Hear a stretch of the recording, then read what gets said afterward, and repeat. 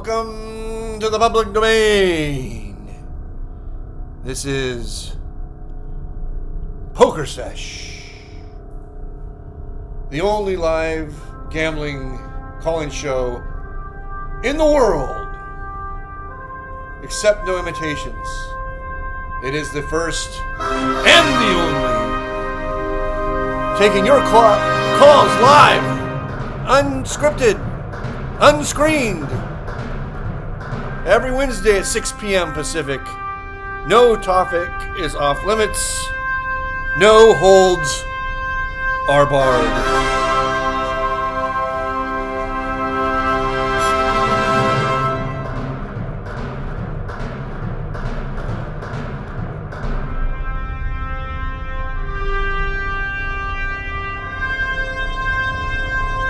All right. Chat's already going. Good to see. There's already people in chat. There's already people watching. Feel free to call in live. Phone lines are open. Any topic under the sun.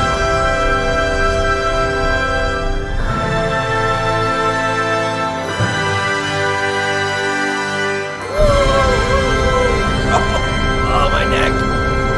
I've been doing too much golfing. My neck just gave out.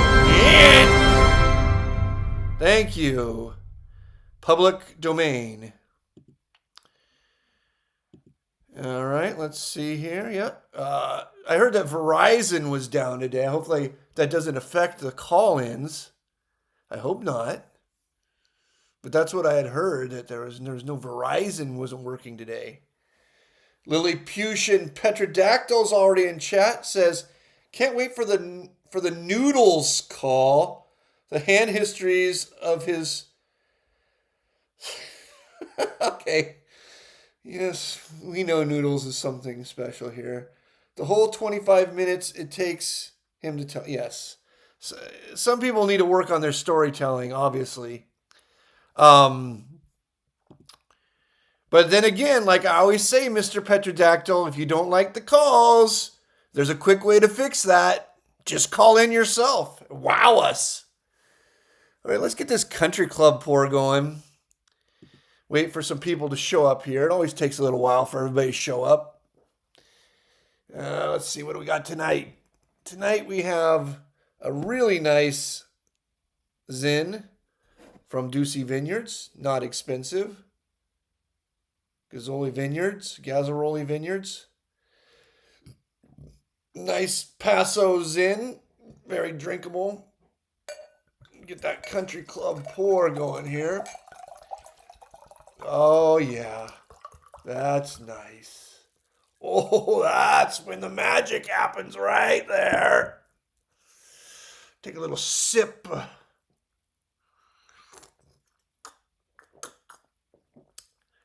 Jammy. Oh, man, that's a nice Paso Zin. Very jammy. Very fruit forward. Easy drinking. All right. Let's see here. What else we got in the chat already? We got Fleckenzulv Vorkata Esta. Somebody said something in some other language. I don't know what he said. Who else do we got here? God damn, I wish I could read the chat better. Just popping out the chat help? Let me see. Pop it out. Maybe that'll make it bigger. Do you remember, this is from Never Present 1922. Do you remember an old live at the bike hand where Riverboat King called off a hand with King High against a maniac named Kevin? No, I don't remember that hand, but I mean, there's a lot of things I don't remember about my time at live at the bike. A lot of country club pours during those shows, but the shows were great. I mean, the other day somebody had sent me a hand from the old live at the bike, and it was just amazing how much better poker was back then. I know I sound like an old fart, but Oh God. Hey, 518. Is this Noodles? No, it's not No. Noodles. Oh, My oh, oh, name is not Noodles. oh. Who's this? Who's this? 518. Uh, yeah, it's Noodles. Oh no, this is Grimmy. Maybe it is. Maybe it's Noodles. Maybe it's someone else. Why you change? Oh, you changed your number because you're afraid Verizon wasn't going to be working. It's not. I'm afraid it isn't. It's not I working don't think I can even text on my phone. in New York. It's not There's a working. worldwide outage. It's working here. I have Verizon. It's My not. phone's working fine. I don't know. I read it wasn't working in like DC and the Bronx and the Brooklyn, a couple places, Must be a couple big places. must be like a northeast thing. I don't know. It's been down 4, 5, 6 hours for me. It's wild. I heard it was worldwide or something, but who knows? Um, I thought it was something with the World War Three. well, if yeah, and like you said, it might interfere with us getting all of our calls in tonight. If people can't call because of that. But what am I gonna do? Nobody Um, calls it anyway, but yeah. we'll try You go ahead. I five. got Okay, plenty to guys, do. at 516-259-9515. If you have a Verizon phone, attempt to call in so we can see if Verizon phones are working. Pretty Uh, sure the answer is no. my phone is working on the West Coast, and I'm Verizon, and but Grimmy's apparently is not working on the East Coast, and so he's had to use Noodle's phone. It looks like. We got more stuff important than talking about Oh, okay, phone lines. We talk about poker and gambling let's get and to some maybe Texas important. Hold'em hand games. Now, hey, listen, Grimmy. A thing that was a big deal I saw online was people were arguing about whether dogs should be in a casino. Now, you and I might disagree about this because, in my experience, people who bring dogs to the casino are normally like sort of like wannabe grinders. Like huge fish, huge whales. I haven't seen huge whales bring their dog to the casino. I never see like some Middle Eastern guy bringing his dog to the casino. I never see some guy in a tracksuit bring his dog to the casino. I always see sort of a broke guy who can't afford a dog sitter bringing their dog to the casino. Me, myself, I've seen it like 2, 3 times. There's one kind of infamous person around this northeast coast area. You might have read about him making some type of threat at Borgata. He's a dog guy. It's usually like a really heavily tilted person that's got like emotional issues. It's their emotional dog, you know? Yeah, I think From my experience. they say that, but that's complete fucking bullshit. They still tilt even when the dog's there. It's just that you have to have an annoying Of dog course, there that's what I'm too. saying. It's their like coping mechanism, I guess you could call it, Right. that they try to untilt with, but really, I would probably like move to a table with somebody that's got their dog, Yeah, me just too. knowing they're gonna like No, no, not me. Not give me. I it mean, away. not me too. I don't want to be at the table with the person with the dog. Because in my experience, a person with a dog is not rich. Person with a dog is poor, in my experience. Because rich people, Yeah, but sometimes there's like 4 bad players that I'd rather play with the 4 bad players than rich good players. well, Good meaning like skill. but when was the last time you saw like a fucking Middle Eastern sheik or some fucking Indian tech guy or a rapper or something or a professional athlete come in and have their dog sitting underneath them?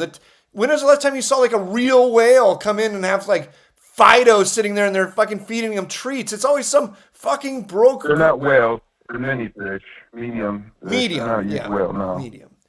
If If there's you a bigger whale table, sure, I would transfer to the bigger whale table. But if it's just old man coffees or yeah, the dog guy, I'd rather play with the dog guy than the old man coffees. Personally, if big whales started bringing their dog to casino, I'd be all for it. I'd be there with treats. I'd be there with dog treats. But I just don't see whales bringing their dog to the casino. And in actuality, one of the few times there was a big kerfuffle at the table, a big fight at the table, was because the whale wanted the grinder with the dog to take the dog out of the casino. And the casino staff didn't know what to do. And it was pretty funny because the big whale started going, achoo, achoo, achoo. Is there a dog here? Is there a dog here? I am very allergic. Oh, achoo, achoo. Is my face swelling? Is my face swelling? Achoo, achoo. and then the staff made the grinder with the dog leave. All right, we got a call coming in. Asheville, North Carolina, 828. You're on Pokersesh. 828.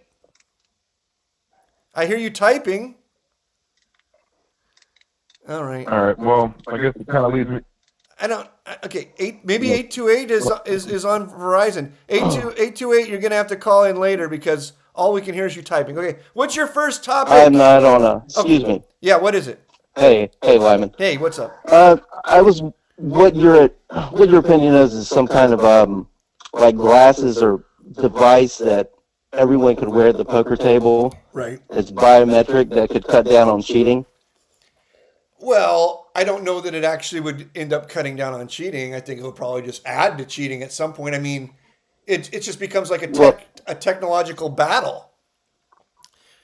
Well, in the sense, if everyone at the table was wearing these glasses that track their eye movements and track the hands, it would kind of benefit the nerds who want to go back over their hands. The casino, which could put a timer on glasses, which get faster hands and more rake, and then you could also deter people from cheating. And I think you could actually, if you track their pupil dilations and where their eyes go, it would significantly change the game. Right. I think cheating is getting to the point where it's really holding it back, because if you're paranoid about cheating, it's gonna mess up your game. Well, listen. When you're playing. Any introduction of electronic devices to the poker game to track things that are going on in the poker game is going to lead to more cheating. Period. End of story. It's just going to lead to more cheating because it just makes the nefarious activities available to a lower common denominator of person. Because here's what you got to understand, Asheville. Cheating the old-fashioned way is fucking hard. It's actually easier just to be good at poker than to get a group of people together and everybody fucking trusts each other and come up with fucking hand signals and everybody does the hand signals right and yada, yada, yada, yada, yada.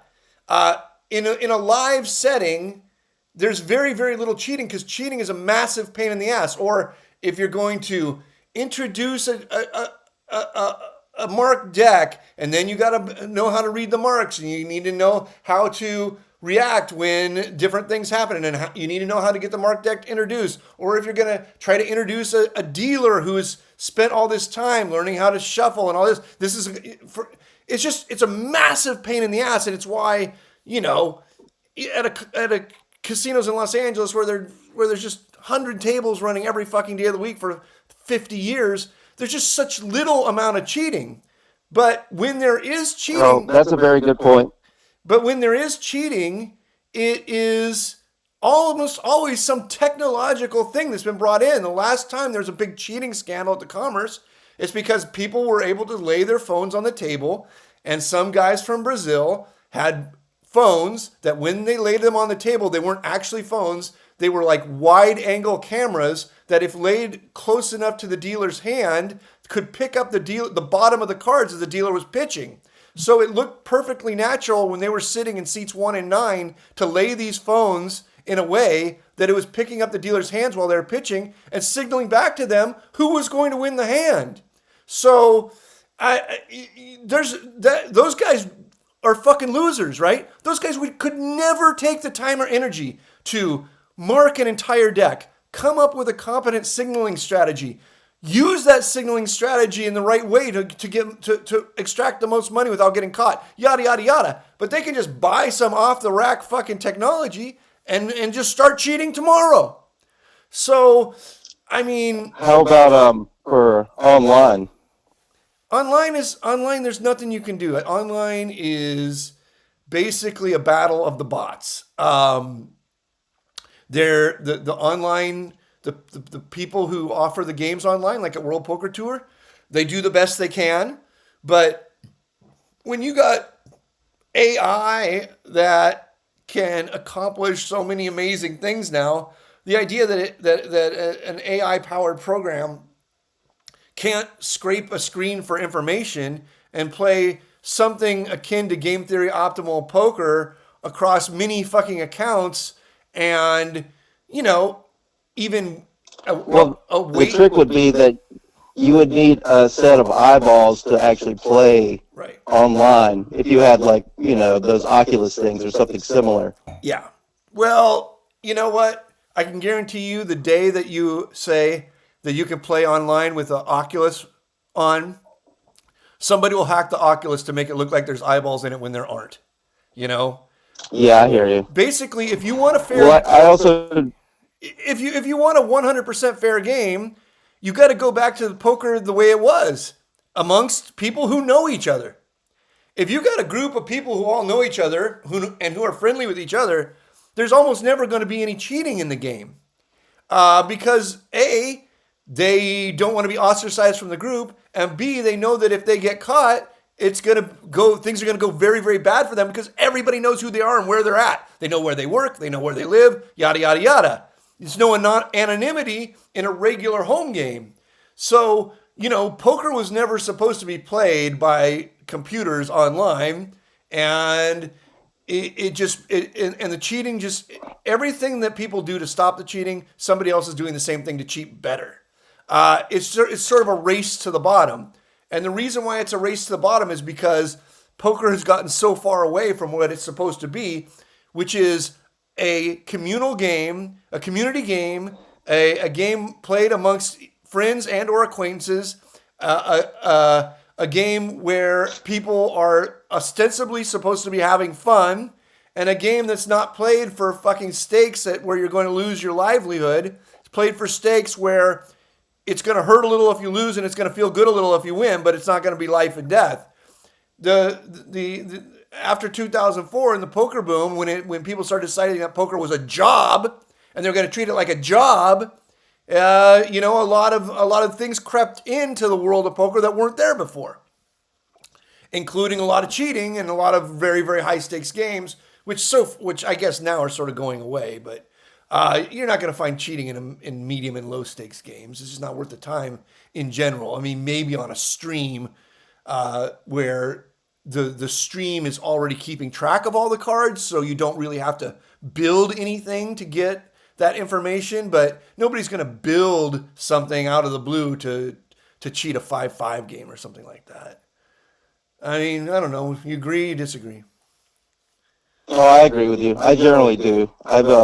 I've been following your threads, from the old days of 2+2. I want to thank you for all the laughs and all the insights. Well, thanks, buddy. And you know what? And everybody notices this. No matter where you live, everybody has noticed that the whales are leaving the casinos and they're all playing in private games. And the private games have gotten more and more popular, and it's like things are shifting back to the way they were, where if you're going to go in and you're going to put a lot of money on the line, you want to know the people that you're gambling with. You just don't want this anonymous gambling anymore, because the anonymous gambling is what allows for a lot of basically very low class people to have a very low bar of entry to cheating. And it also allows a lot of people who don't play for fun, who don't have fun, and who think that they're at some sort of fucking desk job to infiltrate a world where people are supposed to be enjoying themselves, no different than if they were playing blackjack, roulette, or slots. There should be no difference between the poker table and blackjack, roulette, or slots. This is how you get people who play blackjack, roulette, and slots to sit at a poker game. Because they're like, oh yeah, it's just gambling. It's fun. Everybody's having fun. It's not a bunch of fucking dorks in Oculus glasses, I don't think that's gonna attract a lot of like Middle Eastern sheiks to sit down. It'll attract a bunch of people who bring their fucking dogs to the casino. All right. All right. I hope you have a good night. You I too. appreciate it. Thanks, man. I think Verizon's fixed now. What do you know? I told you it was fucking fixed. Let me see what's Well, it going. wasn't fixed 10 minutes ago. Let me see what's going on in the chat real quick. Melody is in the chat. Nice. Melody says, "Cheers from Red Chip Heaven at the Gardens." You know what, Melody? Somebody told me, it's not called Red Chip Heaven. It's called Yellow Chip Heaven because the $5 chips in Los Angeles aren't red. I'm like, who the fuck are you? You don't get to name it. It's been named Red Chip Heaven for a long time. Maybe Melody was the one who coined that term. It's called Red Chip Heaven. It's not called Yellow Chip Heaven. At the Commerce, maybe it'd be called Yellow Chip Heaven. Who else we got here? It says, Thomas Goldstein has started. The witness is Andy Beal. I can't. God, I tried to increase the font size. I still fucking can't read this shit. This laptop is so fucking tiny. Another Like person. the Supreme Court justice guy that got in trouble for like stealing money or something. The witness. Yeah. What does that say? What can you read that? The witness was Andy Beal, the Texas banker guy, Kevin Hart, the black comedian, Al Gore, I think. Alec Gore, I don't know who that is, and Bob Safai. What's he, like a World Series poker player or something? No, Bob Safai is a big, super rich real estate guy. And what do these guys have in common? They were all the witnesses for the Supreme Court justice guy that stole all that money. Oh. He's going to trial. Yeah, all those guys are big private game guys. Everybody knows those guys. In Los Angeles, those are the big private game guys. Bob Safai and Kevin Hart are in all the giant private games in Los Angeles. Do you like... You play with Kevin? Yes, I played with Kevin, yeah, but not in a private game. He was actually... in the old days, or not even the old days, it wasn't that long ago, but there was a time when celebrities would come to the Commerce every now and then during the LAPC, but they have completely stopped now. None ever come. He's an interesting character. He's fun to play with. Do you like the Italian restaurant Gale's in Pasadena? Gale's is okay. I mean, I'll go there in a pinch. But I mean, I don't really want to waste a meal on Gale's. Something like Donna's is so much better than Gale's, and they're both doing like old school Italian red sauce. I would just go to Donna's. It's just going to be so much better. Like, I mean, Gale's is good, but why have good when you can have great? All right, first topic, Grimmy. What do you got? Well, I guess back to the dog question. You know, I said I would like table change because someone's there with the dog. Like, there's certain things you look out for. We're in a little small poker room with like a dozen tables or so, which is kind of like what my home casino is. Like, there's things you look out for at a table change to, you know? Like, if you randomly, and then if you a new one opening up in a city in like a month or two, Right. so it's be really random to me. But when you randomly walk in like a new casino or whatever, you're looking for like the best game, Right. what kind of stuff are you looking out for? If it's just complete randoms, never know any of these people, for example, like, are you looking for how many people are boozing? Is usually kind of what I look for. You know, if I see 3, 4, 5 drinks at the table, I'm trying to transfer to that table. I'm looking for... Were you looking for something like more deeper, like how many times you hear them say something like good friends to each other? Or are you looking for like the table that's got the most face tattoos at it, or the table with the most like bling, bling, bling on it? Like, what are you looking for to transfer to? Listen, I know that people hate stereotypes, and you're not supposed to use stereotypes. But I used to tell people in Los Angeles, I could go into any casino, and pick out the best table 100% of the time. And I would never be wrong, ever. Using stereotypes. Yeah, just using stereotypes. And they would say, well, that's not fair. Like, what's not fair about it? It's not fair because you know that if there's a fucking table of fucking Persians or Armenians, you know that if the average age at the table is fucking 65 years old, you know if the table's like rappers with fucking bling. Yeah, I mean, these stereotypes are like almost never wrong. They're literally almost never wrong. Like, if you walk up to the table and there is somebody with an entourage behind them playing in the game, they are going to be a fish. If you walk up to a table and there's a 300-pound guy in a fucking tracksuit and a Gucci tracksuit and Gucci slides, they are 100% going to be a fish. If you walk up to a table and there's like 4 or 5 guys that with fucking oxygen tanks, they are fucking going to be fish. I mean, I know you're not supposed to say this stuff, but it's just true. And also, if you walk up to the table and there's a bunch of women, do not play. They are never fucking fish.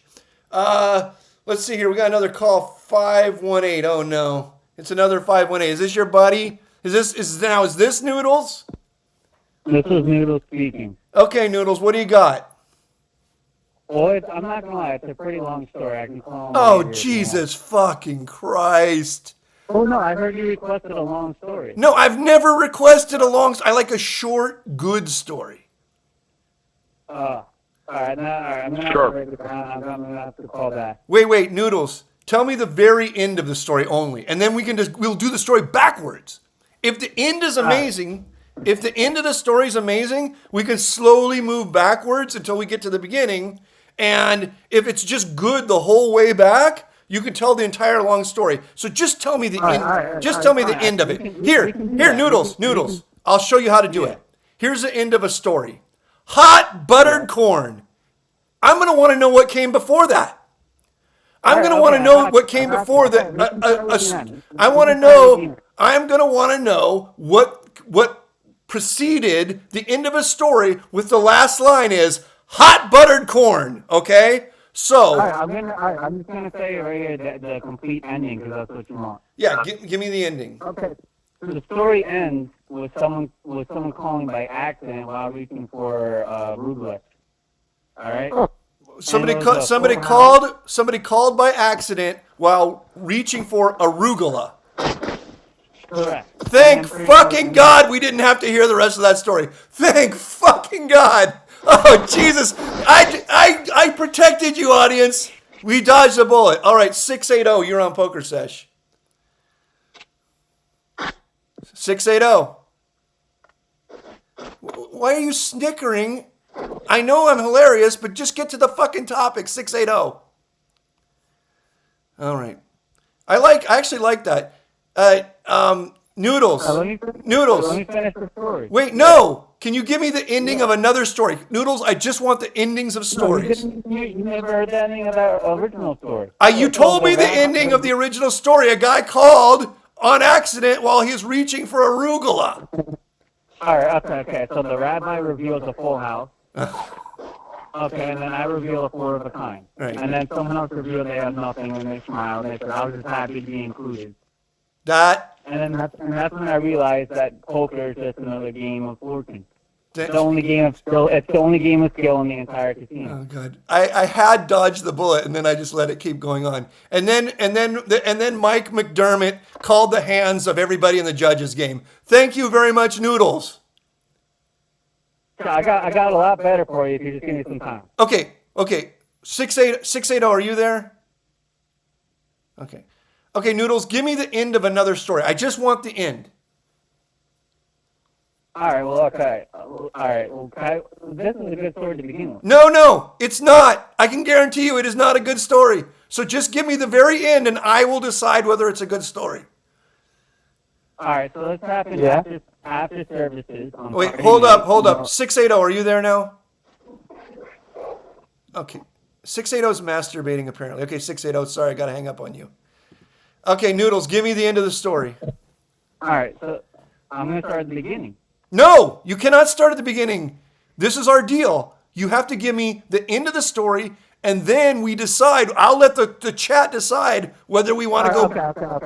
Okay. So we're at the end of services at the synagogue, all right? And now everyone looks around. Someone says poker, and then we're like, okay. So we go to the social room. We start laying chips out. Wait. This is not the end of the story. This is the beginning. I'm trying to explain to you the stakes. No, I want the last sentence of the story. I don't have it scripted out. Just use your fucking brain. You could ask me about anything in the world, any story I've ever told, and I can give you the last sentence of it. Hot buttered corn. I'll be honest with you. I'm a sports bettor, okay, and I shoot dice. Okay. I called in this show for Grand Star and because this is a good funny story for you. Yes, but you've never told a funny story before. Yeah, because you don't give me the opportunity. I'm trying to tell from start to the beginning. Okay, but if you tell the end and the end is good, I'm going to let you move backwards. This is going to be like that movie Memento. Okay, give me the final line of a good story, and we'll see whether we can move backwards.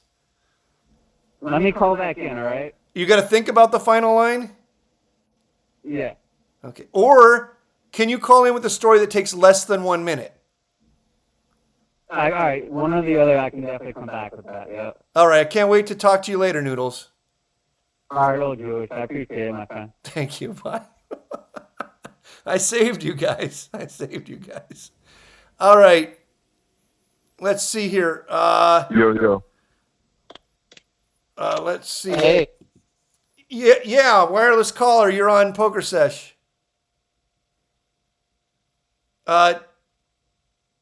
Grimstar, you still there? Yeah, I'm listening. Okay.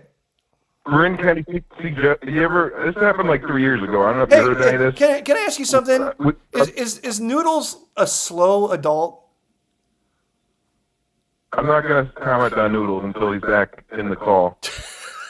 He is in the call. I just haven't. I don't like to talk. I don't like to talk about people poorly behind their back. And their face is another thing. Is he a slow adult? Listen, you can ask him that when he calls back. I'm not sure. I wouldn't know what to say. I'm a slow adult. He never even hung up. He's just muted. Anyway, listen, Bryn Kenny. I've been wanting to ask you about Bryn Kenny stuff. I don't know anything about Bryn Kenny. Nothing. Zero. Well, you know things that Bryn Kenny knows. You're the same. Let me get into this real quick. Bryn Kenny, this happened like 2-3 years ago, right? Right. I was close with the guy 10, 15, 20 years ago. Mm-hmm. I kind of lost touch with him. But I remember reading something 3 years ago where he was all over like the poker news. Something about he was like coaching someone. He sent them to a fucking shaman for like a one-on-one session of eating a raw toad to hallucinate. Right. Did you read anything about this? You know anything about Yeah, this? I heard about this. You don't eat the toad. You actually just like ingest some stuff that comes out of its glands, and it you have it's like a massive hit of like DMT or mescaline or something. So I know that you're into like psychedelic cacti. It's like the same type of stuff, more or less. Yeah. It's a shaman. Yeah. Toads, right? Yeah. Same You type. do that when you play cards and gamble? Does it help your poker playing, or No. better off just like not even playing? No. Does not help. Would not help. Could not help. Will never help. I mean, if you want to write music, I think it could help with that. If you want to do dance or some sort of art, it might help with that. But it is 100% not going to help with poker. Okay. All right. Someone was mentioning this Tom Goldstein guy, wherever the fuck his name is. Mm-hmm. You said you knew him. No, I don't know You him. also mentioned one time. I don't know him. He's just one of the people. No, someone called in one time and asked you about him, and you're like, you looked up his name. You're like, oh yeah, I played. Oh with yeah, that guy. when I saw his wrong? picture, but I didn't know him. I only know his face. I mean, it's somebody I played poker with. Yes. But you didn't have any outside interaction or know the slightest thing about him other than 1 or 2 sessions. You're saying? Yeah, exactly. The question I was going to ask is kind of like something kind of personal about him, but if you don't even know the guy, then he's not the guy. You got to understand. Disregard that. Grimstar, you got to understand something. I played poker in Los Angeles for over 25 years. I've played with a million fucking people. Anyone who comes to the casino more than once or twice, I remember their face, but I don't remember anything else about them other than maybe they're a fish, they're not a fish, I want to be at their table, I don't want to be at their table. Vague stuff like that. Okay. Hey, here's here's a question that honestly is going to make me kind of whatever feel somewhat ashamed, but that's what I'm here to just fucking learn the truth. Okay. I don't want to necessarily name drop the guy, but let's just say back in my heyday, poker boom, era.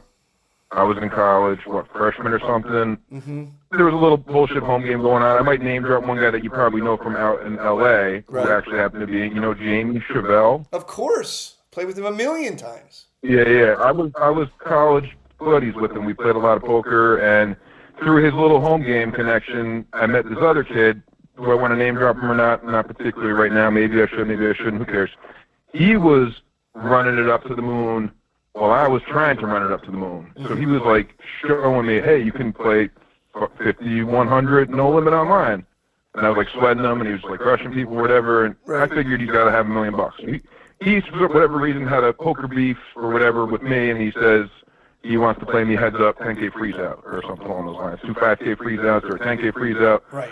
So I said, sure, let's do it. We go to Jimmy Chevelle's apartment or whatever. I forget if he was the dealer or the host or both or whatever the case may be. It was through that circle of friends. I beat the kid out of 10 grand, right? I brought cash there to pay if I lose. Right. He, I guess, said something about he was gonna, and then when I got there, he's like, oh, I don't have it, but I'll go to the bank if I lose. And long story short, obviously I beat him, and I never see him a day in my life afterwards. This was like a while ago. I'd like to collect at least something of it. Yeah. Is it, 0% odds at this point? Like, I'm no expert on Well, this is this topic so much, but listen to This is like a decade ago? like maybe 2 even. 20 years ago? 20 years ago, 10 grand. Is this long gone, or is this any chance of me collecting the slightest bit off of this mean, guy, who's across the country, closer to you than me right now? The only way is if you were seeing him on a regular basis and he had some reason. I haven't seen him a day in my life after the fact. Well, then no. No. You need, it needs to be somebody you see on a regular basis, and so then. All right, I'll regret it all. So, because then you are in their thoughts, and then you are also in their business, and then you can be around when they have money, and you can see when they have money on the table, and you can make their life very uncomfortable in a polite way. And at some point, maybe they'll say, you know what? I'm just better off paying this guy. This is just too. Hey, it's Noodles. Hey, Noodles, what's up? Hey, all right, I got it for you here. What are you gonna do? All right, so you want just a breakdown of the cards? No. You're gonna All get. right, Wait. What do you mean breakdown of the cards? Let me just tell the story. How long is the story? It's short. Did you practice 1 minute it? or less. Did you practice it off the air? I said 1 minute or less. I did because you told me to. Okay, go. All right. So the flop comes out as an ace, king, queen, and this is three-handed, Right. and it's right after services. The rabbi says, "Well, that's ominous," and then the other guy just checked his, checked his hand, didn't say shit, and then one guy, this guy named David, goes all in immediately, said probably flipping, and then he flipped the jack 10, goes royal flush, and then the other person flipped the jack 10, goes straight. He said, "I stay humble." Then the other guy flipped it 2 out of spades and a 7 out of what's it called, diamonds, and says, "I just like being here." Then the rabbi shows ace, and he whispered, "Trip on Shabbat," and they all just stared at the board, and then they pointed at the mezuzah and said, "Does that count as a wild card?" How's that? It was 1 minute, so great. There you go. That was great. There you go. Good job, Noodles. Thank you. Great job, Thank you. Noodles. Thank you. I heard there was 40 coming my way for that. No, there's nothing coming your way for that. 0. I appreciate it though. Thank you. That was a good story. It's a true story. I mean, it's too dumb to be made up. That's what I'm saying. You can't make that show. You could, but people would think that you were retarded. I know. You're the one who keeps saying I'm retarded. That's not the case. I told you I bet sports and I shoot dice. That's what I do. Okay. I just happened to have run into Grimstar, and we've had him have a couple games. He wanted me to call in. So where do you shoot dice? Well, I'll do some baccarat at the casino from time to time. Baccarat isn't dice. How are you going to say baccarat's not dice? Baccarat is not dice. Baccarat is play with cards. I'll interject with the real answer to this question is I used to live on top of a bar. We shot dice in my apartment on top of the bar, me and Noodles. Yeah, but Noodles. 100% serious. But Grimstar, Noodles says that he only does two things: he bets sports and shoots dice, and then he doesn't even know that Baccarat is not a dice game. You might be confusing it with craps, but there was a dice game above the bar, Noodles and I.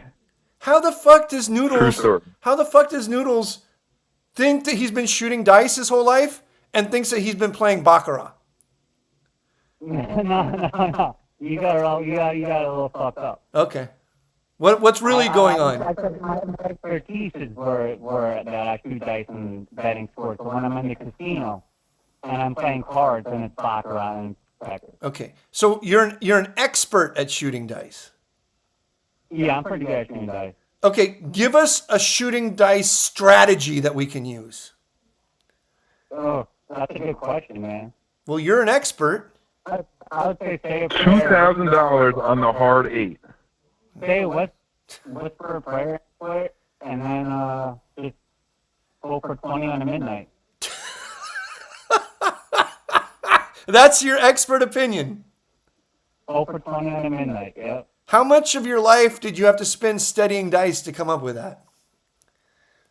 20 on the midnight? That quote or what? Whatever nonsense, you whispering a prayer to win at dice. That shit works. Yeah. You're Jewish. You don't believe in God? Hell no! That's why I got money. If I believed in God, I'd probably be... I got money. I got money too, don't we? If I believed in God, I would probably be broke. Fucking... I got salt on my noodles. Okay. Thank you. Noodles. Noodles, feel free to call back with more ways that we can win at dice anytime. All right, sounds good. Thank you. Thank you. There he goes, Noodles. You owe him $40, Grimmy. I don't know, nobody nothing. Now, listen, you remember Bragg's Beats and Variants? You remember that thing? Yeah, I remember Beats, Brags, and Variants, yes. All right, so tell me what this is. Is this a braggadouche? Is this a beat or a variance? Do you know Cole South, CTS they call them? You play online? I know of him, but I don't know him. Yeah, I don't know him that well either. I met him once or twice in my life. Right. We talked a bit online. He was a crusher. I was a quasi-crusher. So we did a side bet one time, right? Right. First person to win $100,000 this month wins $1,000 side bet. I don't remember. It was like sometime around July 06, give or take. Right. And we had to prove it with our poker tracker numbers or whatever, right? So I make $100K in the first 15, 20, 30 days or whatever. And I say, yo, I hit the $100K mark. Here's the evidence. He proceeds to ship me the $1K. Right. Now here's how the story ends, though. Maybe like within the next 6, 8, 9, 10 months, a year later, we battle it out in the 50-100 streets on full tilt poker, and I proceed to lose $100,000 to him. Right. I was on tilt, sort of. He was out playing me. And then he cops a Bentley, and he posted a photo on a 2+2 thread, and he goes, shout out to Grimstar for losing $100,000 to me.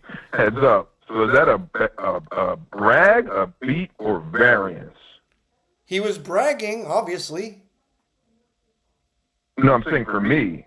For you, you just played bad and you shouldn't have been playing in games that big. I don't know what it is. That's just dumbness. Yeah, I guess it was dumbness. You know what's funny? Noodles just hit me with a $20 Cash App request. I think he wants me to split the bounty with you. Didn't Noodles just get through telling me he was rich? Noodles is rich. Then why is he fucking hitting you up for $20 in Cash App? That's a good question. We're going to have to ask him when he calls back. All right. He thinks that I owe half the bounty, but now. What was the bounty? The bounty was I can't remember what it was. We had to give him $40 if he told a good story. You would throw $40 on a good call, but he hasn't made a good call yet. His calls are fucking horrible. He thought Baccarat was a dice game. He told a story that made no fucking sense, but he did get it in under a minute. He gave the ending of a story, and literally nobody wanted to hear the rest of the story. He hasn't told. If he does tell, he is funny. But he's not funny for any reason other than I make him funny. He's like Kevin. He's like the new Kevin. I mean, I like him a lot better than Kevin. Like, this is what they're saying in chat. I can't tell if Noodles is trolling or a certified drooler. People in chat want to see a debate between him and Kevin. I have a feeling that that's not going I to hate happen. to say it, but I'll tell you the answer, and I think you know the answer. It's the second. It's always the second option. Yes, certified drooler. Yes, but I think that we can turn him into something at some point. But right now, Me too. We can make him a star. I'm trying. I'm You trying. got potential. You got potential. We need to. I need to. That's why I'm asking him questions like about his favorite dice game, and then he says Baccarat's his favorite dice game. I know this can get good. I just don't know where to take it right now. Hell, here. That caught me off guard too. But anyways, the real moment of truth. Hey, wait. It's time to. Phone lines open. 516-259-9515. Anybody want to call in? Have any topic on gambling? We can cover it here on Pokersesh. 516-259-9515. Phone lines are open. All right. What's the next topic? Grimstar. It's a long one. We're going to start with Deuce 3. Everyone calls it the dirty dice. Wait. You can call Wait. it So Grimstar, did you get a name for all 133 hands? I don't know if it's 133 or 170 something, but Or whatever. We're going to start right now. Wait, Start with pocket deuce. wait, Grimstar. How many names do you have? However many it takes. No, do you have like a sheet of paper? Every combination. Every combination. I have it memorized off the top of my head. You can quiz me. It doesn't matter how you want to do it. You want to say the hand name, and I say the name. No. Go through it one by one. No. Wait, hold on a second. I got one for everything. So here's what we're going to do. People can call in to the show, okay? And we can discuss any poker topic you want. But until somebody calls in, I'm going to let Grimstar read off the names of the hands, starting with 2-3 and going all the way to ace-ace, okay? Yes, sir. And read them slowly and clearly. And if there's more than one name for a hand, like 6-9 has many names, like Big Lick and Dinner for Two and yada, yada, yada. If there's more than one name, give multiple names, all right? I have multiple names. The whole point of this really is I want you to chime in. I am going to chime in. It's your show. I'm going to You're going to chime in from time to time and teach me some new things. Yes. That's the reason I'm here to learn. I'm not really here to teach. And this is also to punish the people who watch but don't call in. This is mostly what this is punishment. Because people are watching and they don't call in. So, starting with Deuce 3, go. Deuce 3? All right. Michael Jordan. The Dirty Diaper. Good. The Diaper. Oh, it's the Dirty Diaper and the Diaper. Good. Not to be confused with the Diaper. Yeah. You are all... Wait, Grimmy, you're on the first fucking hand and you already cracking yourself up. Jackpot Kid says, please, no, anything but this. Phone lines are open. Next hand, Grimmy. Deuce 4. Okay. Fortitude. Right. Fortitude. Uh-huh. Clearly it's fortitude. Well, some other people call it lumber. You take the 4. It's also sometimes called lumberjack. 2x4. 2x4 is good. You know what? I like that one. Okay. Lumberjack I've never quite heard. Maybe that's because it is 2x4. Fortitude. Got it. I like Fortitude better. Okay. 25. 52 card pickup. B-52 bomber. Quarter. The Phil Ivey. I guess he did a famous re-raise all-in bluff versus like Lex or something with 5 deuce one time. The hand is now named after Phil Ivey. Nice. 6 deuce. This is a noodles hand. 6 deuce is a noodles hand. It's a natural 8. Oh, because Noodles when you roll the 6 and the deuce in dice, it's a natural 8. Because Noodles loves to play that amazing dice game known as Baccarat. Exactly. Okay. 7 deuce. This time, buddy. Not this time, buddy. I mean, what else can we call deuce 7? I prefer one of those two. Okay. This time, buddy. Not this time, buddy. All right. Next. Deuce 8, the duet. Get it? Deuce, duet. I. All right, we got a caller. Don't forget where you were on the list. Oh no! Oh fuck! Why didn't I look at the phone number before I answered? Okay, Noodles, what's going on? All right, I have a legitimate just gambling question in general. Okay. So what do you do with a guy who's very good at poker, knows that he can walk up to any table and just grim him and walk the fuck out, and meanwhile, also know that you can get him into these very high-stake games, which he wants to get into so badly, Right. but refuses to kick back? What do you do? Oh, so you're talking about Grimstar? Obviously, I'm talking about Grimstar. Yeah. Well, he told me that you put him in a game with where the buy-in was $50 and you wanted $20. Yeah, no, first of all, no. It was a lot more than that. He knows it was more than that. He told me that it was $50 and you wanted $20. The lost like 130, I think that night. No. It was more like eight. It was an 8-person game, each person buying in for $50. So how much did he win? I'm pretty sure he walked out with everything. He walked out with $400? I wish I walked out with $400. I walked out with maybe $150. He wants to complain about me asking for $20. But you told me like no more than Right. You told me 5 minutes ago that you were rich. Why do you want $20 from Grimstar?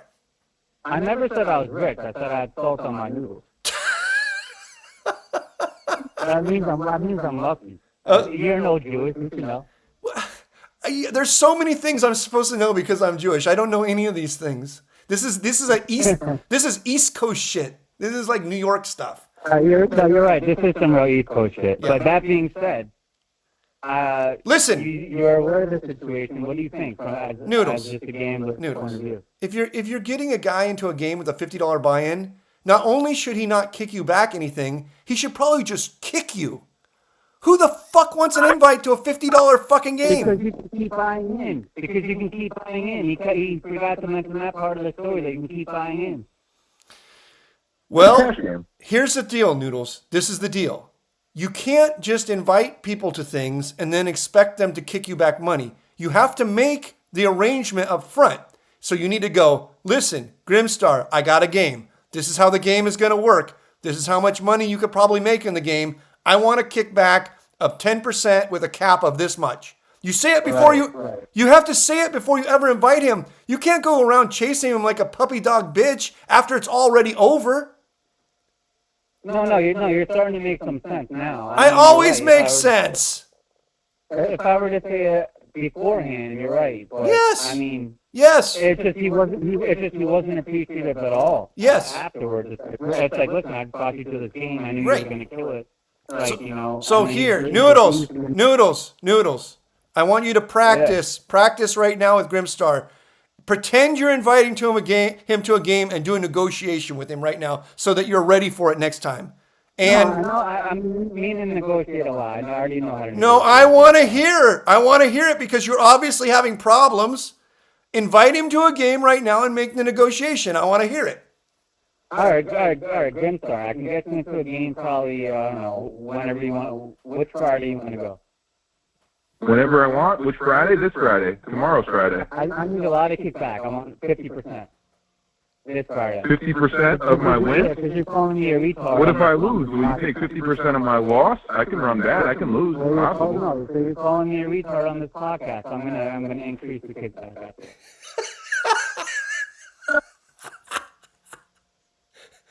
Yeah, Grimstar. He wants 50%. What do you say? Those weren't my words. I was just putting the stamp of approval on Abe's words. I'm saying we can do it I can get you in the game. You know I can get you in the game. I do know. And I mean 50% is a big kickback unless you take a 50% of my loss too. You want to just go 50-50, that's a different story. All right. See what I mean? I'm sorry, host of the show. That I might agree to. You want to take half my action, both directions, we might have a deal. I'll give you my losses. This is what I got to do. If I lose. If you're saying this game is so easy, I have no chance of losing, then you got nothing to worry about. All right. But See, this I'm concerned I might lose. These are some tough players in this game. This is why I don't negotiate with this guy. Grimstar is just, you're letting Grimstar just run all over you, Noodles. At that point, you're supposed to say. That's fine. Well, I'm fine with that. Then Grimstar won't get into any games. So here. Yeah, so Noodles, this is what you do. You go to the game by yourself with no Grimstar, and then you just take pictures. Yeah. Take pictures of your fucking chip stack and just keep texting it to him until he's so until he's so thirsty to play in the game that he makes a deal with you. Yeah, because we know he is. He's a fucking great white shark in fucking bloody waters. I know exactly what he wants. I got my bait out for fucking Grimstar. All right, thank you, Noodles. It makes a good point. If you send chip porn to my phone and say, listen, the game is good. Good calling in. Of course, I gave you good advice, Noodles. Thank you. You did. Yeah. Okay, we'll talk later. Let's see what's going on in chat. All right, so Deuce 8. Wait. We got to see what's going on in chat. We have a legend in the chat. Fucking Chip Extractor is in the chat. Says, what the fuck? Yeah, exactly. What the fuck? Jackpot Kid says, is Grimstar at Borgata for the tournaments this weekend? I'll buy him dinner and never talk about something again. Rick James. Handy Rick James? Rick names? Are you going to meet up with Jackpot? Nicknames, hand nicknames. Okay. But yes, Jackpot Kid, I wish I knew who you were. I appreciate the offer. I will not be going to Atlantic City this weekend, I don't think. But again, I appreciate the offer. Very nice of you. Chip Extractor, feel free to call in. Phone lines are open. 516-259-9515. And we are on Deuce 8. Deuce 8 is a duet. Okay. Deuce 9. Wait, what is Deuce 8 duet? Yeah, duet. Like do and et. Duet. Duet. Like two people. Okay. Deuce 9, double down. Double down, yeah. But then what are you going to do for 7-4 and 6-5? Those are going to be double down too? We haven't got there yet. No, there's only one double down. There's only one natural 8. Relax. The original hand name for Deuce 9 is Twiggy. Twiggy, eh? Yep. I never heard that one. Well, now you have. It's actually, I think, written I think it's written on the back of Super System, so it's a pretty famous one. Well, that pretty much, spoils the answer for what 10 Deuce is. Everyone knows that. That's Doyle, yeah. It's clearly Arnold Schwarzenegger, T2.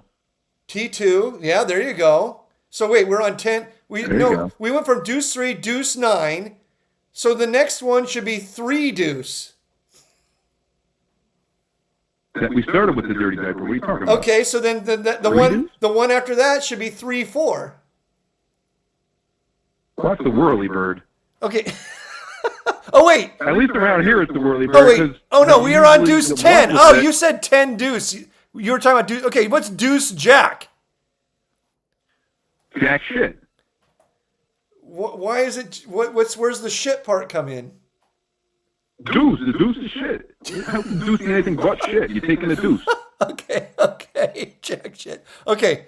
Deuce. Jack shit. Deuce Queen. Israeli Ron. We'll do it. That's true. Okay. The man's got it tattooed on his arm or something, right? He does. Okay. Deuce King. There's a guy around here. He's got the King Deuce tattooed on his arm, but we're not going to use his name, I guess, for King Deuce. But Deuce King can just be Dookie, Deuce and the King Dookie. It's also known. Deuce King is also known as Clit. Clit. The clitoris? It's called Clit because there's a game, a home game called King and the Little. Clit. King and the Little. And if you get a king and a deuce. King Little? King Lil. No, it's actually a home game called Clit. And Clit stands for King and the Little. So if you have a king and a deuce in your hand, they become wild. Clit. So King Deuce, another name for King Deuce is Clit. Phone lines open. And people are complaining that they're having to listen to all these hands. But hey, the phone lines are open 516-259-9515. Okay. King Ace, Deuce, Ace. Deuce, Ace. Back to King Deuce real quick. There was this one case we heads up with. For whatever reason, we kind of decided that King Deuce could maybe be called the Spectrum because it's, like a high card and a low card. But anyways, AC Deucey is obviously AC Deucey. What else could it be? Little Slick? Little Slick. Yeah, absolutely. Okay. And then we are... Deuces are dogs. Huh? Pair of deuces is dogs. Quack, quack. Yeah, that was made famous by... what was that guy's name? The quack guy. The Nutty Professor? Yeah, I played poker with him several times. He was really fucking annoying. I remember him on the WPT. Paul McGrill. His name was Paul McGrill. I believe it. All right, here we go. We got to. Do we veer off of this story back into that? Hold on. 402, you're on Poker Sesh. Oh, what's up, man? Yeah, I couldn't do the hands anymore. All right, so... All right. The punishment worked! The punishment worked! All right, so I'm calling in, and I'm sure I've heard you talk about this before, but what I want to talk about is white knighting and, saving the dealer. Right. If players being belligerent. Because basically this came up because we're playing a game at my local casino, and there's this drunk fish. He's a regular. He's a total fucking asshole, but... Right. Essentially, this guy's the spot, and he's wasted, as always, and he's getting a little handsy with the dealer. Okay. The dealer's worked there 15 years. She doesn't give a fuck. Okay. I mean, this guy tips like a motherfucker. Right. But this other guy who, he's kind of a regular. He's not great at poker, but he's also not, losing tons of money. Right. He fucking throws a fit and calls the floor and makes this huge scene. Right. And what ends up happening is this guy's also a fucking star, so he's a degenerate gambler all over the casino. Right. So what they end up doing is they just ban him from the poker room. Yeah. That happens all the time to now whales. That happens all the time to whales. I fucking hate that shit. Yeah, so now he's just out dumping at blackjack, and the dealer didn't give a fuck. She's telling him to stop, but, and I get it, to an extent, but, I don't know, where do you draw that line, and how do you handle that situation? Listen. If it's something that the dealer can handle with the floor man, I do not get involved. Because the dealer can call the floor man at any time, okay? And if the dealer is not calling the floor man, then the dealer is in on the hustle, okay? But if, somebody's going to throw a swing and there isn't time to call the floor man, well, then obviously you have to get involved. If somebody just starts pissing on the dealer's leg, or, there are times when something's happening so fast that you have to get involved. But if it's just a slow-moving train wreck and the dealer is not making any attempt to call the floor over, I'm not going to call the floor over. I don't know what the hustle is. I don't know how much money she thinks she's going to get in the game, or off this guy or off some other guy. And I stay out of it. So in general, and this doesn't just involve dealers, it involves players, it involves cocktail waitresses, it involves anything that's going on in the casino. There's more fucking security, gung-ho want to beat your ass security in a casino than almost anywhere on the fucking planet. Every single casino employee, and I know this because I hosted games in a casino for many, many years, and in some ways I was a casino employee. Every single casino employee can call for security any fucking time they want. And guess what that security wants to do more than anything in the whole fucking world? To take a guy's head and fucking ram it into the door on the way out. They can't wait for that shit. So every single casino employee knows that anyone that's saying anything to them can be fucking sent out of the casino fucking head first anytime they want it to happen. So if they are not calling for security and they aren't calling for the floor, it means that they're in on it. It means that they like what's going on. It means that they've made their deal and their peace with the devil to get the tips. All right? So, I think that anybody who gets involved in that is probably causing more trouble than they're helping, because they don't know the situation. But if they thought about the situation for even a moment, they would realize the dealer is in complete control of the situation. They just have to choose when and where they want the situation to stop. And when they choose that, it stops. That's the end of it. Yeah, that's a fair point. I don't think they're ever letting this guy back in the poker room, because why would they? Well, I mean, from the casino's perspective, they make a lot more when he's a hit. Well, this is the other problem, and I've seen this happen more than once. One time, I was playing at the where was this? Venetian. It's probably 3 a.m. This fucking massive whale, it turns out he's a Google executive, comes from the clubs, and he comes into the poker room. We're playing a game with a capped buy-in, okay? So this dude just like, it might have been 5-10 with a 2K cap, PLO, something like this, but there was a cap on it. This is a long time ago. The guy comes in, he puts like 10,000 down. Somebody says, the dealer, somebody says there's a cap, so he puts the 2,000. He just fucking rifles through it in like 2 seconds. Obviously, he doesn't know anything about the fucking game. He puts down the 10,000 again. The dealer or somebody says there's a cap on the game, and he's like, I just fucking lost some money. I want a chance to get it back. Everybody at the table says, listen, let's give him a chance to get it back, obviously. And we say we'll all vote to raise the cap. So we all vote to raise the cap, and the floor comes over, and the floor says, no, you cannot raise the cap. So the guy puts down the 2,000, and then he just fucking like, he has a whole fucking pocket full of chips. Then he just like keeps sneaking on thousands and thousands and thousands more, right? Nobody's fucking saying anything. The dealer or the floor is sitting there looking over his shoulder really close, like way closer than he should look or care. Because we knew this floor, and this floor had been tipped. I think Billy McMahon was in this game, or DGAF. I think DGAF was in this game. Okay. And what ends up happening is the floor comes over, tells him that he has to leave the poker room, okay? Because he's violating the poker room rules. Everybody's like, what the fuck? What the fuck? Are you fucking kidding me? We're having a fucking good game. We're having fun, blah, blah, blah. It doesn't matter. The guy's like, okay, fine, whatever. I don't give a fuck. He's like, I fucking am fully comped here. I'm going to talk to my host, yada, yada, yada. Some fucking casino host comes fucking rushing in there, basically grabs the guy, and ushers him out of the fucking poker room. Later on, maybe the game breaks very quickly after that, because it wasn't that great of a game without him. And it was like 3 or 4 in the morning. I start walking back to my room, past the high limit section. There's a cordoned off velvet ropes table with him and his fucking host in the room. He's playing blackjack at yellow chip blackjack, $1,000 hand minimum. Yellow chip blackjack.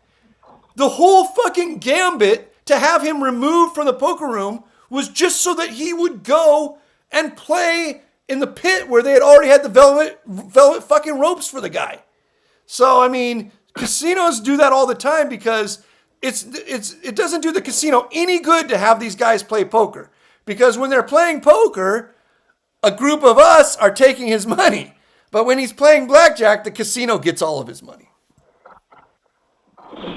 Right. Yeah, and that's why. Yeah. Anything else, 402?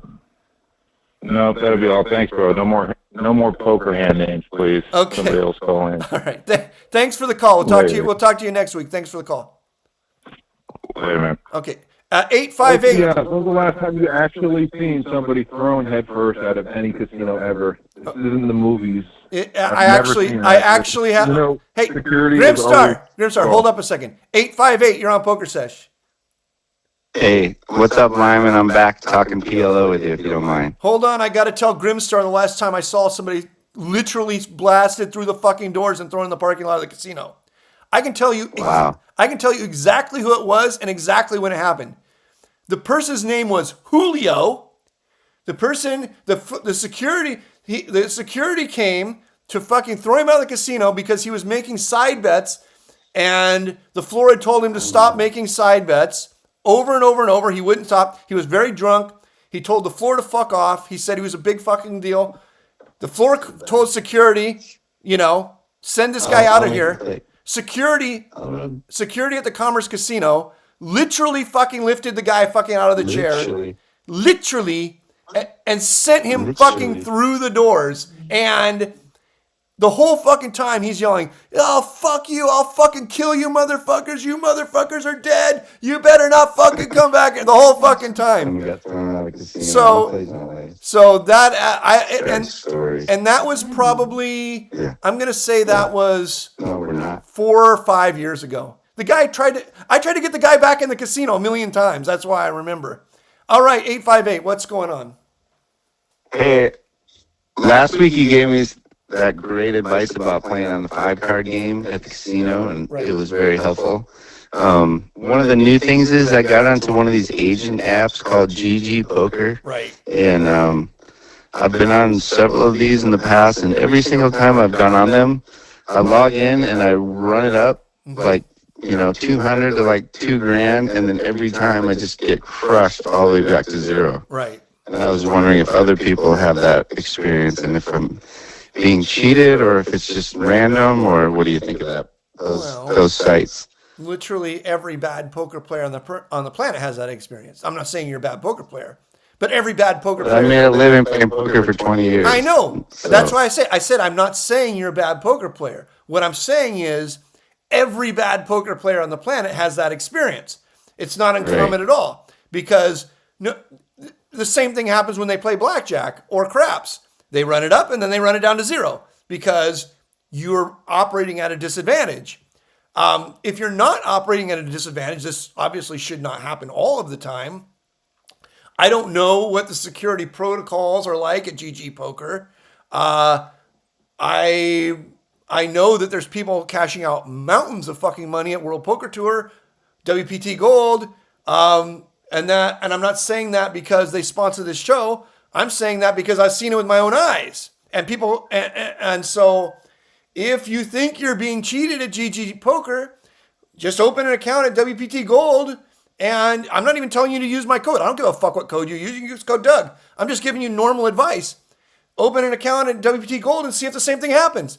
And if the same thing doesn't, I like it. And if the same thing doesn't happen, then maybe you were being cheated at GG Poker. Right. Or maybe they're just, I made a living online for 10 years, but 10 years ago. So maybe they're just better now. Well, that's probably, if I had to guess, that's probably what's more likely happening. What's more likely happening is it takes the bots and RTA players a certain number of hands to fucking clock you. And then once they have you clocked, and they know. They just eat you. They eat you for breakfast. That's exactly right. Well, thank you. All right. So give WPT Gold a try. And then, I'm in. And if it's total shit, call back and tell me it's total shit. They listen to the show. All the executives listen to the show. This isn't like GG Poker. You can't call a show and talk to Dan Negrano. He ain't going to answer your fucking calls. No executive is going to listen to you. But if you have a problem with WPT Gold, you can call right here, and every fucking executive listens to this show. People have called in with problems, and the problems just get fixed instantly. All right? Hey, I have one more question. All right. How come on the old Limon show you hated talking about the strat, and now the new Limon show you seem to enjoy it? The old Limon show was a little bit different than the new Limon show, because the old Limon show, I wasn't retired. That's what I figured. And now you didn't want to give it away. Yeah, and now I'm 100. Not only am I 100% retired, I also feel like gambling has become such a fucking horrible dead end that it doesn't even matter anymore. There's no secrets to keep anymore, because it's just such a horrible dead end because of all the things that we discuss: RTA, bots, the rake. Live games are good, but they have to be in the right place. Yeah, they're good for a certain period of time, but they're good, and they don't stay good. And it's not like the days when you could have a good game and that game could stay good for a decade because there was a balance and things were balanced. Things are very, very out of balance now. And the rate gets higher and the games get worse. Yeah, the rate gets higher and the games stay the same size or get smaller. Like before, the rate would go up a little, but the games were getting bigger from 1998 until 2009 or 10. The games just got bigger and bigger and bigger and bigger and bigger. But now the games are the same size as they were in 2010. In the major places, Las Vegas, Los Angeles, the games are the exact same. Smaller. Or smaller, yeah. The rake has gotten much, much higher over the last decade and a half, but the games have stayed the same size. So the inflation of the rake compared to the deflation of the game size and the amount of just Euro grinders and Asperger pros. And the players are better. Yeah, it's just turning into a nightmare. And that's why in so many instances, all of my best friend, I guess you would call them whales, guys who I bet sports with and golf with and yada, yada, none of them ever walk into a casino anymore. I don't think any of them's walked into a casino in 3 years, 4 years. They just play private. Why the fuck would they ever go in a casino? It's just, it's a no fun zone. I agree. Well, thank you very much. All right, 858. And so yeah, go try the other site and I'm gonna do it. And I moved to Arizona and I couldn't do it with my Washington driver's license, but I just got my Arizona one, so I'm gonna log in with that. And call back in and let us know what you think about it, and that includes whether you think it's total shit. I'll let you fucking I'll let you. No, I don't. Whatever. This one, yeah, we'll see. It'll be better. And, all right. And good luck. Good luck talking to Dan Negreanu. That shit ain't happening. All right. Take it easy. All right. Bye. All right. Phone lines open 516-259-9515. Let's see what's going on in the chat.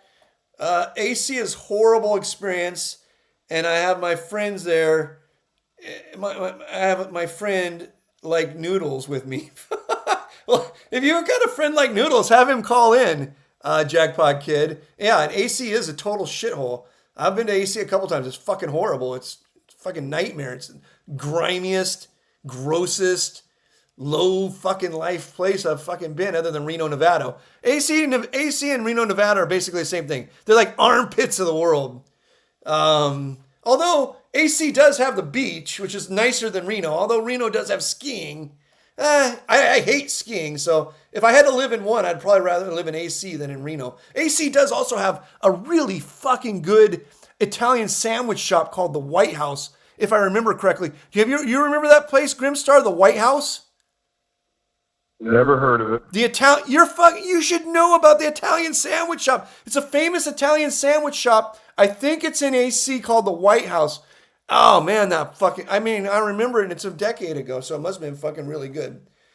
Shooting dice with noodles story. Yes, we should get a shooting dice with noodles story. Grimstar, do you have a shooting dice with noodles story? It's really unimpressive. If you really want to hear it, it's gonna bore you to death, man. There was 25-cent chips on the. You don't want to hear this. Just tell me the last line. Tell me the last line.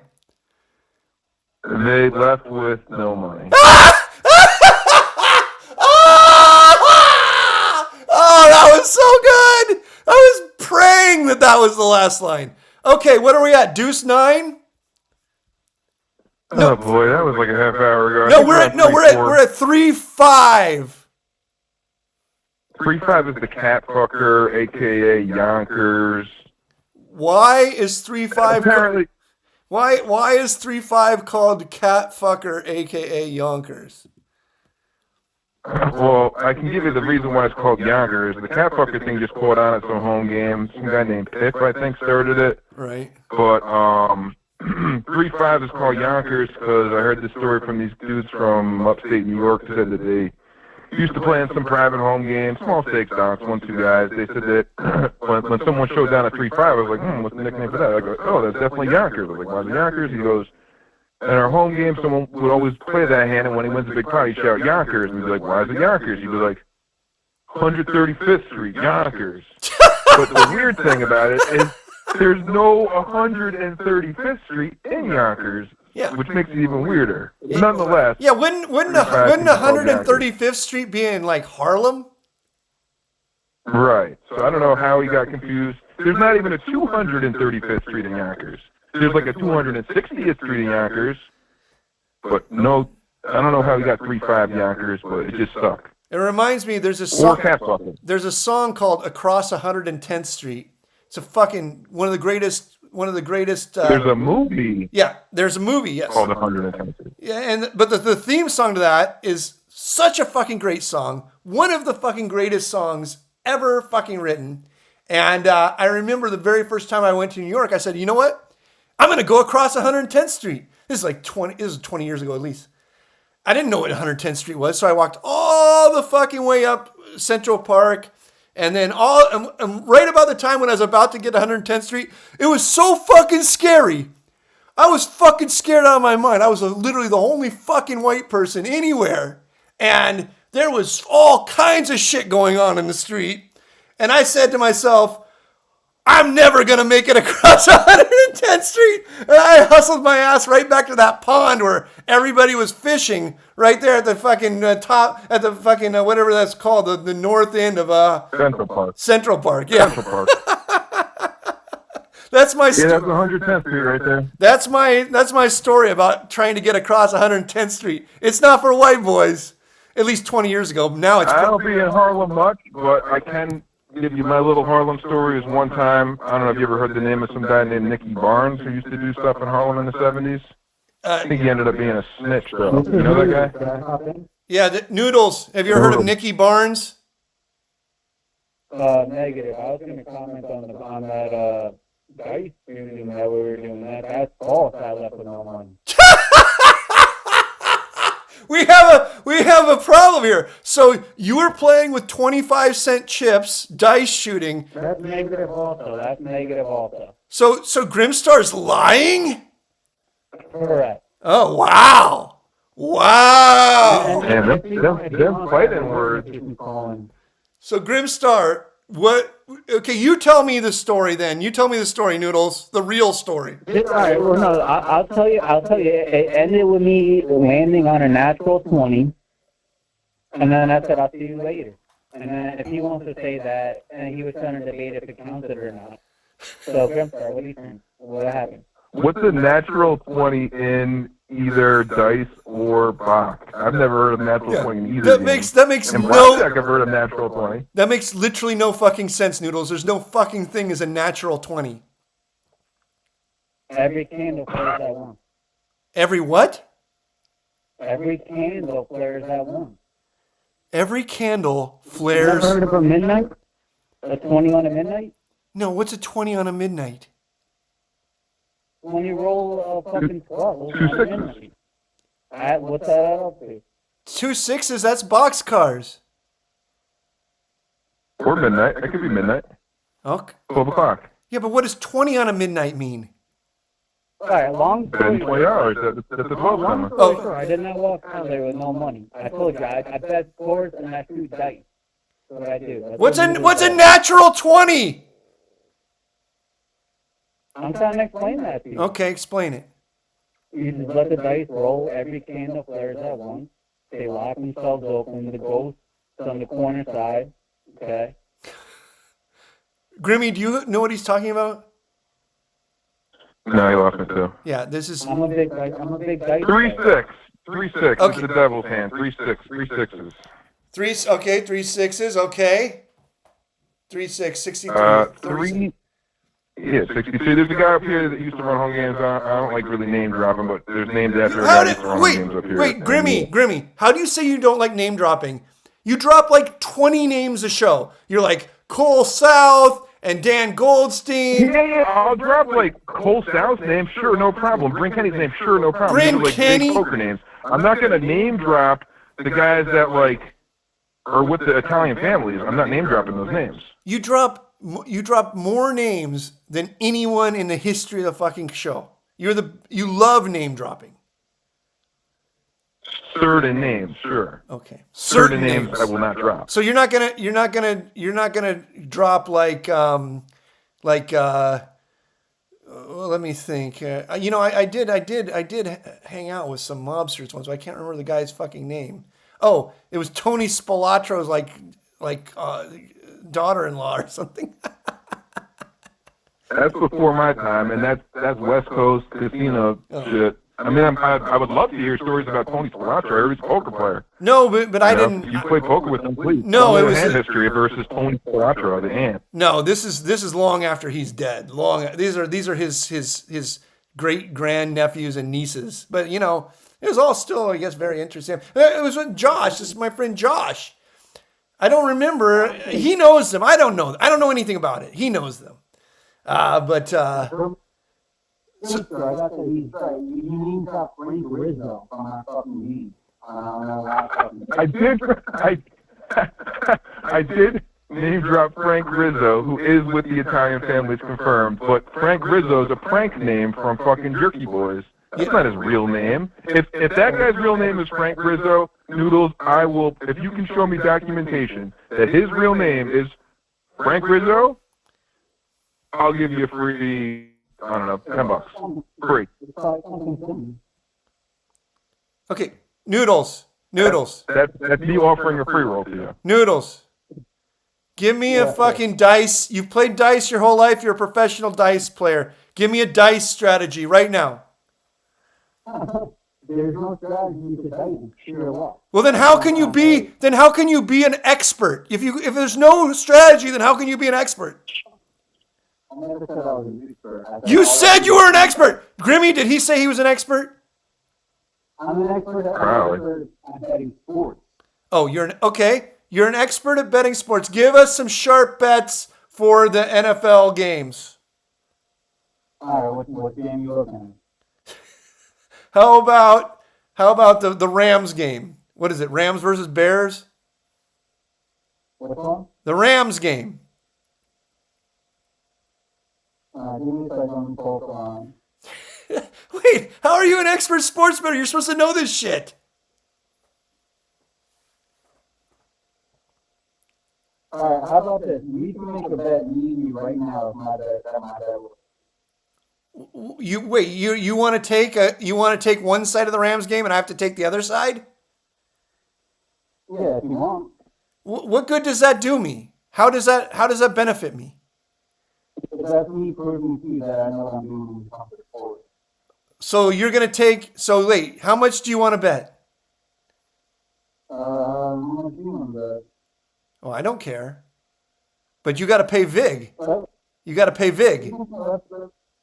Let's start very small at $20. Yeah. Okay, so you got to bet. You bet $22. I bet 20 because I want Vig. You want Vig? Yeah, of course I want Vig. What fucking good does it do to me to bet without Vig? What's the percentage? 10%. You bet 22 to win 20. If you win, I ship you 20. If you lose, you ship me 22. All right, deal. Okay, but wait. You got to post the money. You got to post the money. I don't trust you to pay me. You don't even know that Baccarat's not a dice game. You can trust me. I'm a famous poker player. Everybody fucking knows me. I'm not going to stiff you for $20. Nobody knows you. And the Rams Bears game takes under 48.5 to take the Bears spread plus 3-1. Okay. Take the first half on me. So in the hey, Grimmy. Yo. Do you want to book this action? Yes. With Vig? I mean. Okay. Here's what you're gonna, Grimmy. Yes. Noodles, don't listen to what I'm about to tell Grimstar. Don't listen. Take your phone away from your head. Grimstar, I just fucking set you up a customer. See how easy that was? He's going to pay you Vig. He's going to post the money. He's going to make a bunch of stupid fucking bets on the Rams game. Your job is to book these bets. I am not involved, all right? Neither am I. Why don't you want to be involved? You're going to get Vig. Next question. Wait, What are we on now? wait. 3-7. Wait, Grimmy. I literally just got you a customer who's going to pay you vig. Why do you not want to be involved? Next question. Wait. 3-7. I'll tell you why. It's because he knows I'm going to win. He knows that I beat him on sports every time. That's why he doesn't take my action. Really? Is this true, Grimstar? I'm going to have to hang the phone call up and never call on the show again. Why is that? I got to go my 3-7. Sign from God to play the Wait, slot machine. Grimstar. I don't understand what's wrong. What you don't like about this? Tell me what you don't like about this topic. Next question. All right. Queens from the Stony. 3-7. Sign from God to play the slot machine. 21 jackpot. What the fuck? 3-8. That doesn't make any sense. 38. All right, hold on. 38 caliber. Hold 38. on. 516-259-9515. Phone lines are open. Let me see what's going on in the chat. Shooting dice with Noodles story. We tried to get a shooting dice with Noodles story. It made no sense. He said that he rolled a natural 20, which makes no fucking sense. Limon making the 11-10 work for him. Yeah, of course I'm making the 11-10 work for me. And then look at Grimstar calls in here all fucking day, all fucking night, trying to make money. I get him a fucking customer who will post the fucking money, and he does not take it. This is the epitome of you can lead a horse to water, but you can't make it drink. What is this guy underwater? Yes, he does sound like he's underwater. Stunned on speakerphone in the bathroom, yes. A great show tonight. Thanks, Limon. Thank you, guys. And the show's not even over yet. What's the next hand? 310. World Series of Poker, because Mike the Mizrachi Grinder won with 10-3 to Yuma this year in the World Series of Poker. All right. 386. You are on Pokersesh. Big fan. Nigger! All right. Well, you know what? There he goes. 386. The world needs ditch diggers. I mean, I don't know what else to say. All right. 310. 3 Jack. The Vegas cocktail waitress. Get it? It's a hook with a tray. No, you like it? You know, it's a thinker. A little wordy, it's a fine. Okay. Jack 4. Jack 4? I thought we were going all the threes. You want to do Jack 4? Oh wait, no. I mean, that's an easy one. No. 3 Jack. Oh no, 3 Queen. It's the gay San Francisco waiter. It's just It's gay. with a tray. It's just the gay waiter, Queen in a tray. You don't have to add San Francisco in. It's just a gay San waiter. Francisco busboy. Gay waiter. Okay. Queen. Anywho. 3 King. 3 wise men. I don't know if you get that because you don't. Yeah, we 3 practice that part of kings. the We Bible, 3 but- kings. I get it. It's stupid. But you know what King 3 is all is Three wise men. You know what King 3's name is? No, what? King Crab. King Crab. King crab. You Yeah, don't I get it. That's not bad. because pocket 3s are crabs. Yeah, no, that's what I said. I get it. King Crab. Okay, Ace 3. The bar mitzvah. And why is this? Get it? You're 13? Huh? Aren't you 13 when you're bar mitzvah? Aren't you 13 years old when you're bar mitzvah? I don't know. Maybe. I don't keep track of that shit. You don't remember how old you were? I didn't do any of that. I grew up I mean, there's religious people in my family, but I grew up non-religious. All right, 516-259-9515. You can't complain about hand names if you don't call in. And yes, the chat is asking why Grim completely clammed up about booking this $22 bets. And then he The won't. feds are listening. Huh? The feds? The feds are listening to Pokersesh. The feds don't give two fucking shits about a $22 bet with a guy named Noodles. Noodles. There's a 0%. 4-5, 45 caliber. Okay. .35 caliber. All right. Wait, 516-259-9515 phone lines are open. And what's next? 4-6. What's that? Rape. Rape? Forced sex. Yeah, rape. Forced sex. Forced sex? That's more like forced hand name. I feel like I've been raped having to listen to that. Rape. 4-6 rape. I fucking dare you to win a hand with 4-6. I've done it. And I've done it. I've won a hand with 4-6, and I said it was a sign from God to bend Jimmy with the losing player in his hand. Sign from God to bend Jimmy over. I stood up, I did the humping motion, and I scooped the pot. Noodles, do you think that story is true? Great. Noodles, do you think that story is true? It's a true story. Noodles. That happened also at the Above the Bar game a few years back. Noodles, are you there? Oh. Noodles. It's not Noodles?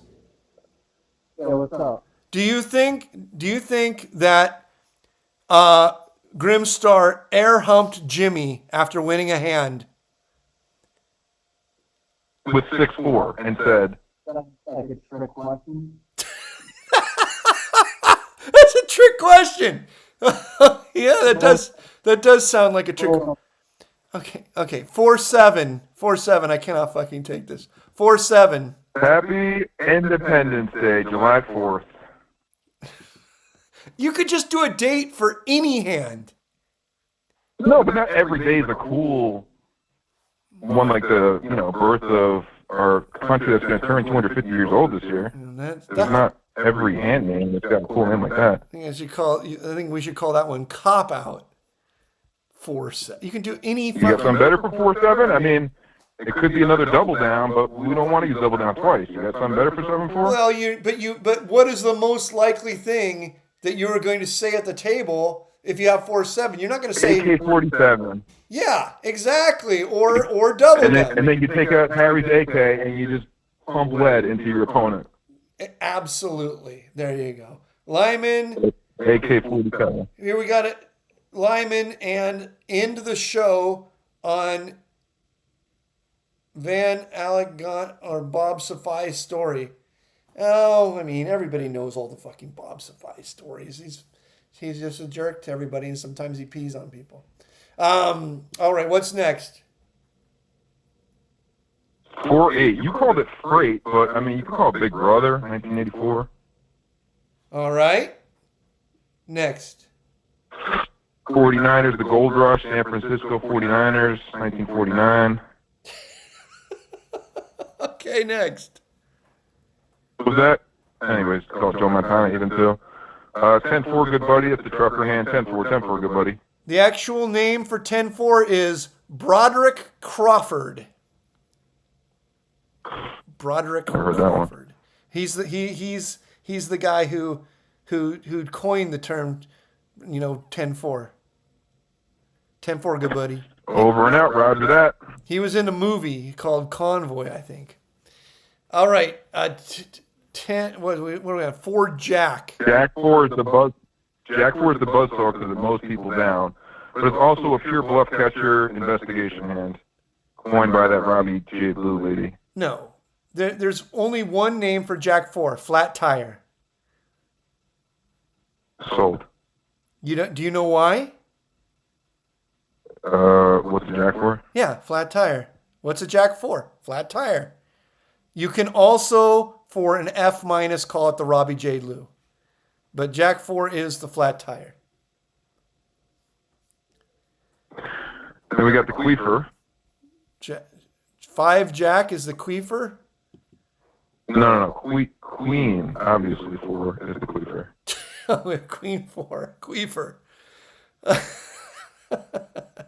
What's a queen for? And then we got Fork, obviously. 4 king. King 4. What's a king for? Ruling. Fork. Ruling. A king is for ruling. So king 4 is ruling. Then we got fake aces, aka the Stu Unger. No, it's called the dealer's ace. That's what it's called, dealer's ace. You know why it's called the dealer's? Fake aces. You know why it's called the dealer's ace? No, Abe, tell me why. Because back when the blackjack dealers had to check when they had a 10 up for a blackjack before the little mirrors, they had to look and check like they were checking a poker hand. And if they had a 4 in the hole, they had to lift the cards a little bit higher than all the other cards, because they had to lift it up just a little bit higher to make sure it wasn't an ace in the hole. And that's why it's called the dealer's ace. And if you saw them lift the card a little bit higher, you knew that they had a 4 in the hole. Yeah, That's well, sharp. Too bad they don't do that anymore. Okay, last word of the night, Noodles. Say something to end the show on. I got you. Both of you guys said you don't know what a natural 20 is, right? Right. All right, I'll explain it to both of you right now. Okay. Pretty simple. And you would be surprised how many people will gamble on them. Okay. Okay, a natural 20 is the 20-sided die when you're rolling dice in Dungeons and Dragons. Oh, Jesus fuck. Are you trying to do a bit now? You're trying to do a comedy bit. No, this isn't a bit. This is a 20-sided die. Yeah, but this has nothing to do with craps. I never said I had anything to do with crap. Yes, you did. I said I rolled a natural 20 rolling dice on top of Grim's card. But you couldn't roll a natural 20. You couldn't roll a 20-side die at Grimm's fucking stupid fucking home game, craps game. No. Grim had the 20-sided dice. That's what I'm trying to say. Grim, did you have a 20-sided dice that people were rolling in a dice game? No, but you know, that actually sounds like a great idea. Okay. Thank you. He's lying. Grim is lying. Grim, what are you on? You're on fives now. Deuce 5? Are we on 5s? We want to roll the 4s? All right. We just finished that was, I think we did that one earlier, but that's, time No, we just finished the dealers. We just finished the dealer's ace. We're on 5 deuce. Obviously. Well, no, we did 5 deuce with the deuces. I know these are going to start to repeat. They're going to start to repeat each other. So what would we be on? 5-5? 5-5 would be the beginning, right? Yeah, speed limit. Yeah, the pairs at the beginning. 4-4. Okay. 5-5. Natural. 5-5 is known as presto. That is the name for 5-5. Presto. Called speed limit, but presto works, I guess. What the fuck's the presto for? I'm going to have to, I don't remember. I've drank too much wine. All right. So we know where we're at, and that's where we're going to start next week. All right? We're barely halfway through the show. No, we're all the way through the show. I've had more than I can fucking handle. They're not paying me enough to listen to this shit. All right. Good night. Hey, Grimstar, thank you and have a great night. And you and the Feds.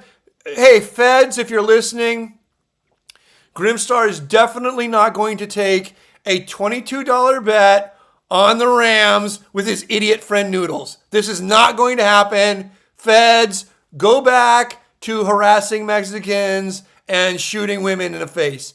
Go back to that. Do not harass Grimstar.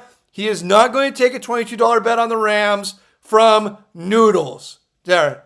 Now, please, go take the bet from Noodles, okay? Okay. Pretend I didn't hear any of that. All right. Thank you. Good night. There they go, all of my friends. What a great evening of Pokersesh. Thank you so much for everybody who called in. Thank you to everybody in chat. And thank you to I don't even know who all the fucking people who are called in. I don't know. Whoa! And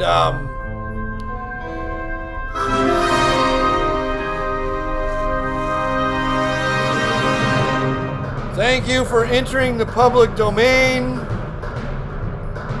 Who was here tonight? Chip Extractor was here. Lilliputian Petrodactyl was here.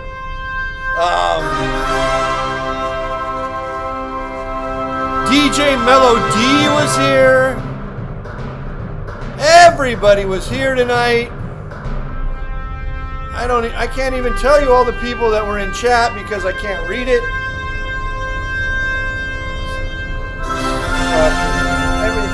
Scott was here. Bob Dax was here. Jackpot Kid was here.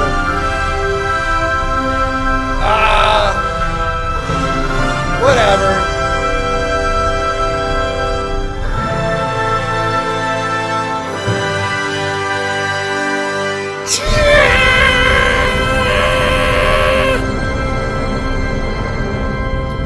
Everybody, tell your friends to call in next week.